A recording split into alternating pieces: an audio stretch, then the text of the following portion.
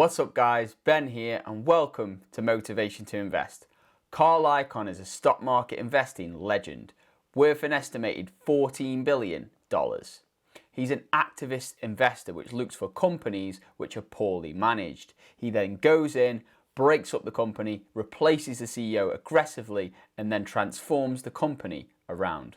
He's been making demands in order to jolt up the sagging stock price.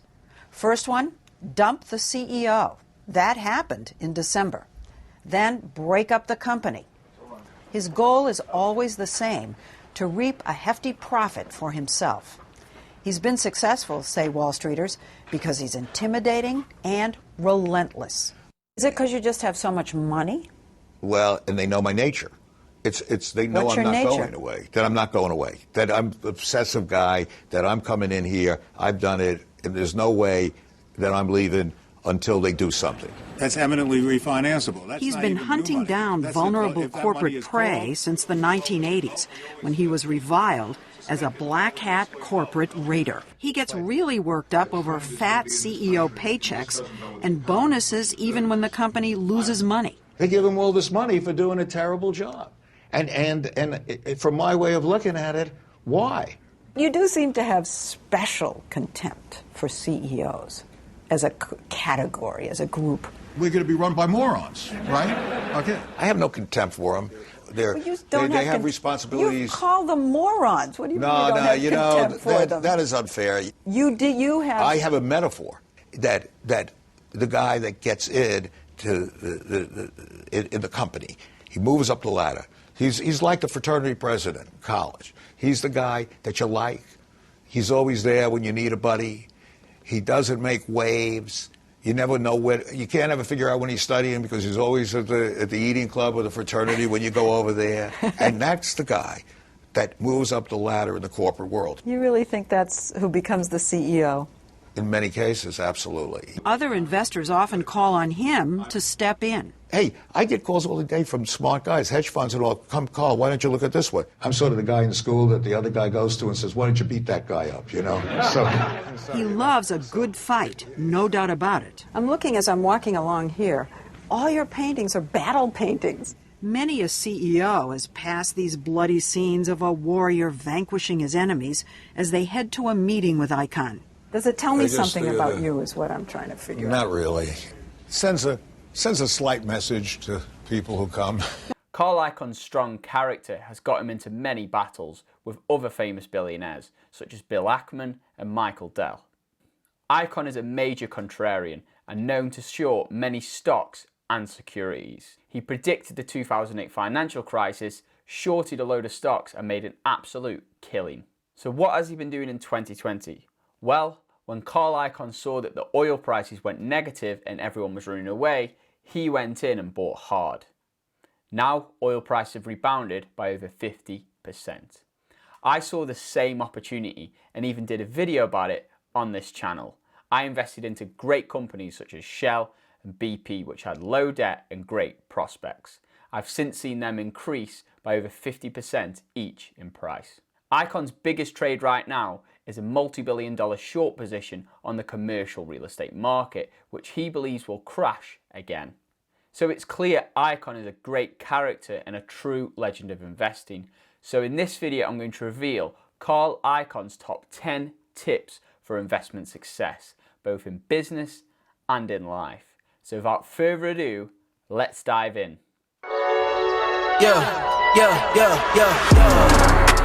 Coming in, flex, I just wanna win. Welcome back guys to Motivation to Invest. Before we get started, it would really mean a lot to me if you guys could smash that like button.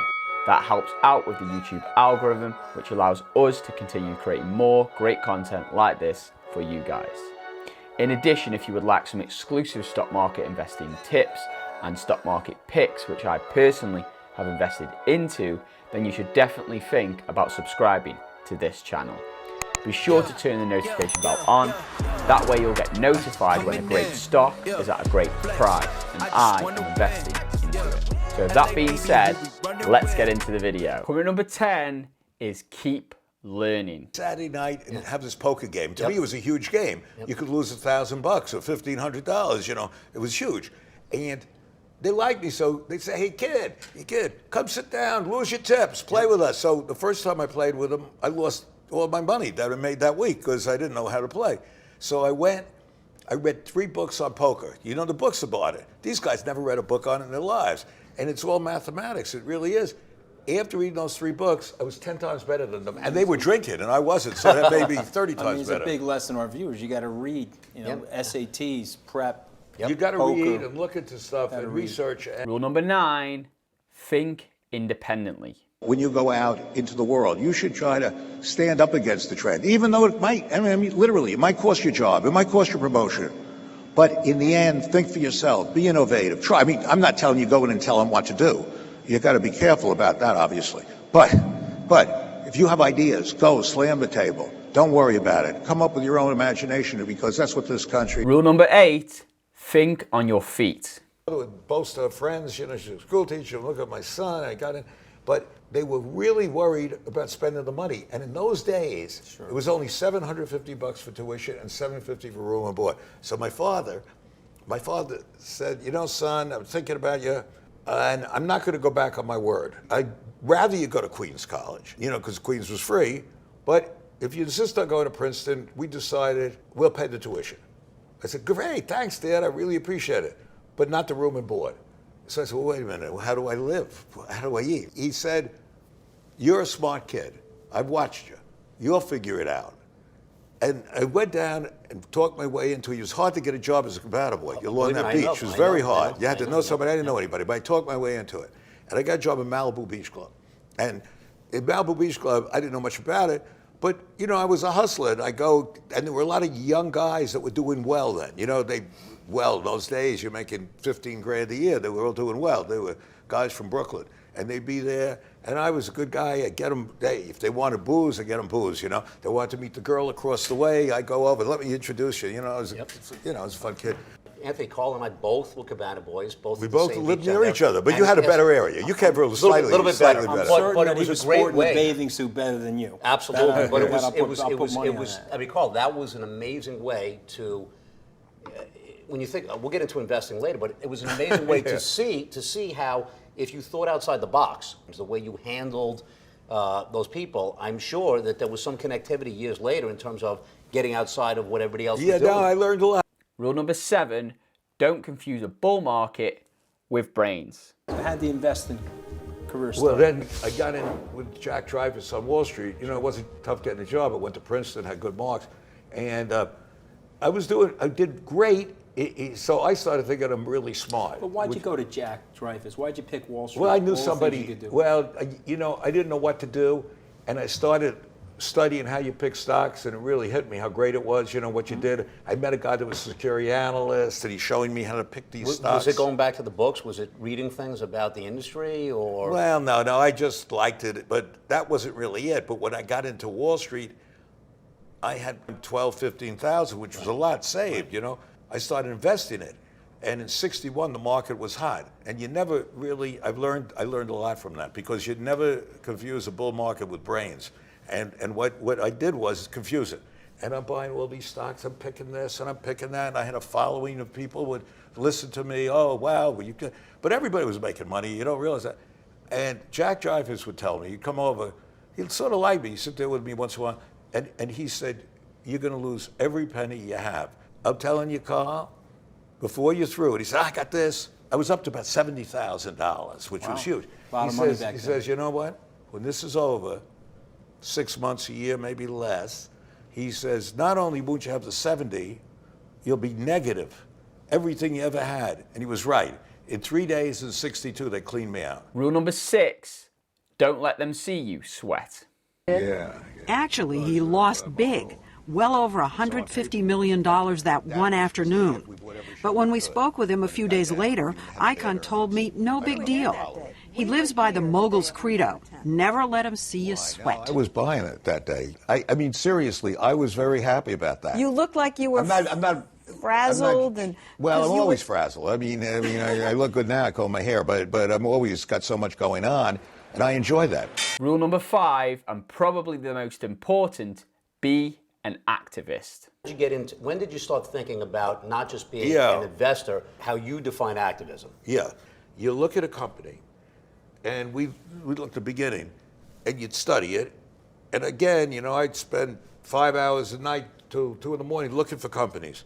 And you look at them and say, this company is amazingly cheap. It's got great assets. It was easy to do with that.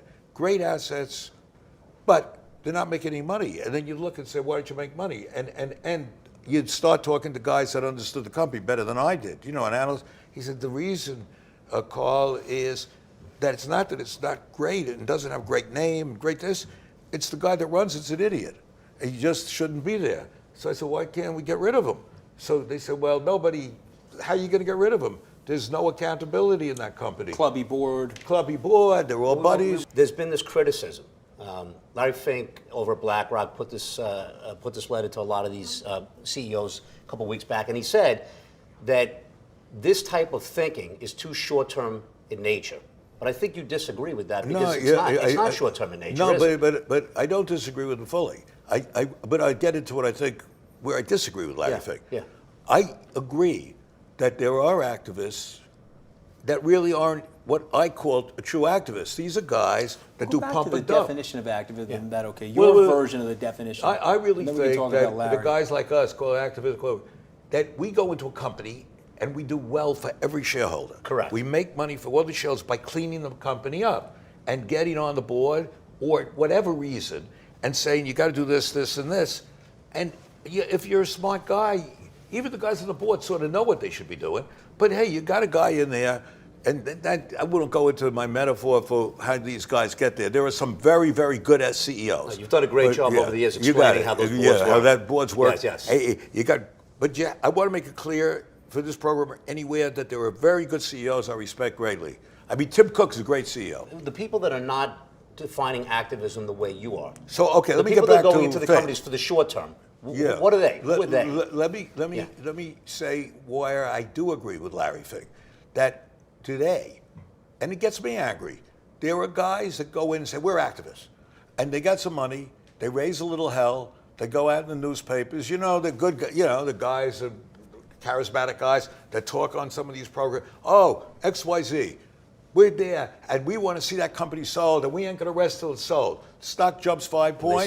They sell the stock. Pump and dump. Right. And that's to be despicable. Yeah. Right. And by the way, and then they do worse. To be worse, then they say Icah's buying it, which I'm never even in it.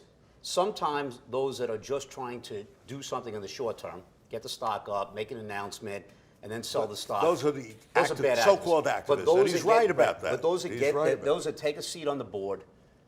Try to get the CEO and the other directors to understand. Treat it like it's their own business. Yeah. That's exactly it's their own money.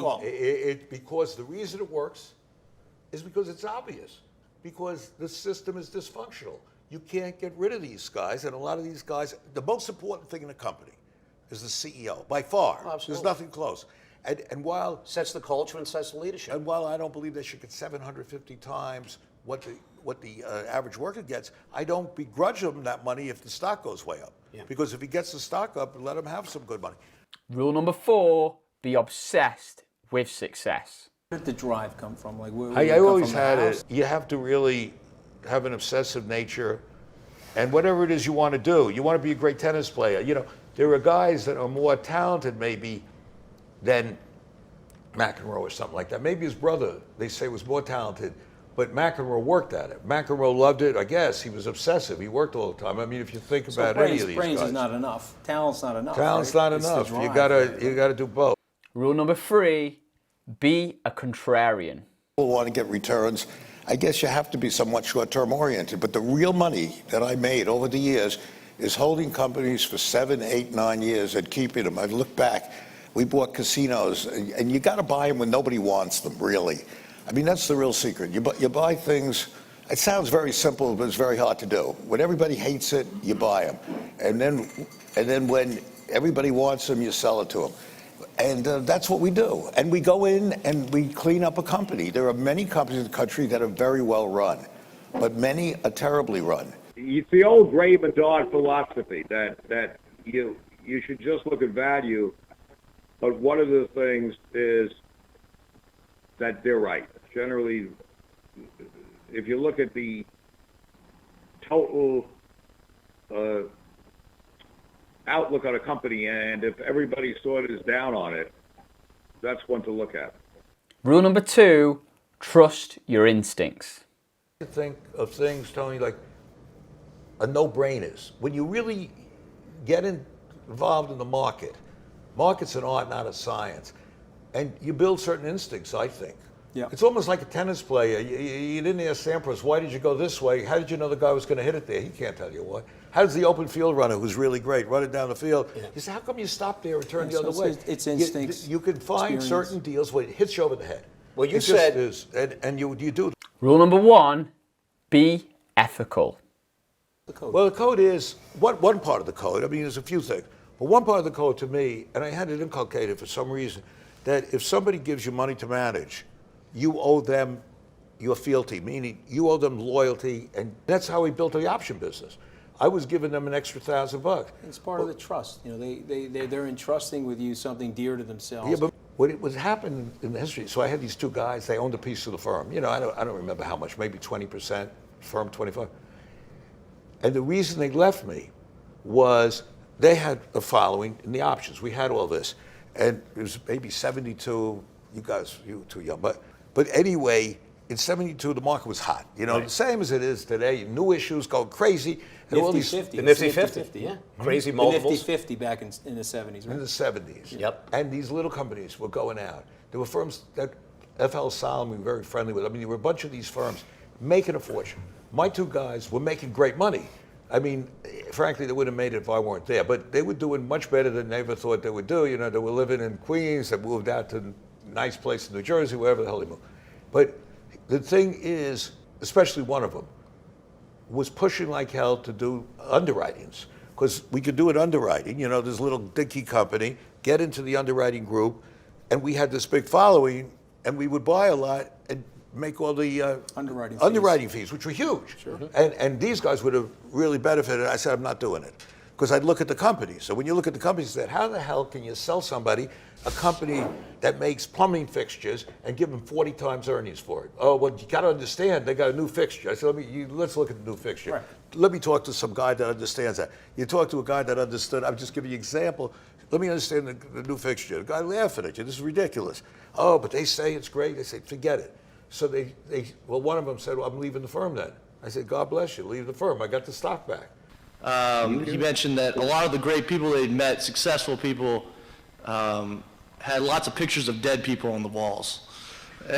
Meaning that they had conversation. He said nearly famous people have pictures of themselves on the wall. Truly famous people have pictures of dead people on the walls.